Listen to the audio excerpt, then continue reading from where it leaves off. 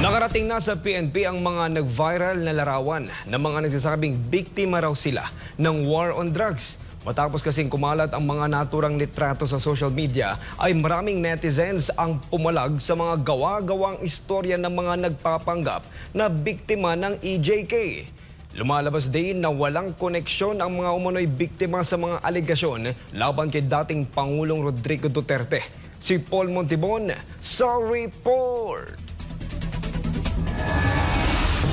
Sa panguna ng Anti-Cybercrime Group ay sinimulan na ang masusing investigasyon laban sa mga individual at grupong nasa likod ng pagpapakalat ng maling impormasyon ng mga peking EJK victims na pilit isinasangkot si dating Pangulong Rodrigo Duterte. Ilang larawan at testamento ang lumabas kung saan ipinakita ang mga umano'y pamilya ng mga biktima ng EJK. Ngunit nang siyasatin, ilan sa mga ito ay walang kaugnayan sa war on drugs at hindi naman biktima ng karahasan noong nakaraang administrasyon. Kapansin-pansin na halos sabay-sabay na naglabasan ang mga grupo at individual. Sa panayam nga kay PNP Public Information Office Chief Colonel Randolph Tuanyo, isinumiti na nila ang mga ebidensya sa Criminal Investigation and Detection Group o CIDG para sa mas malalim na pagsisiyasat. Isa sa mga kontrobersyal na lumitaw ay si Aling Sheila na may bitbit na larawan ng kanyang anak na umano'y biktima ng EJK. Ngunit nadiskubre na noong 2024 lamang ito namatay, hindi sa ilalim ng Duterte administration, bagkos dahil sa pagkakasangkot sa illegal na droga, pagnanakaw at iba pang krimen sa panahon ng Marcos Jr. administration. Sa isang viral video, makikitang sumasabay si Aling Sheila sa panawagang panagutin si dating Pangulong Duterte.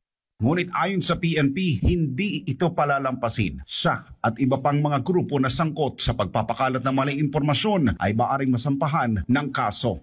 Bukod kay Aling Sheila, patuloy rin nagkakalat ng iba't ibang memes at fake news na pilit iniuugnay sa dating Pangulo.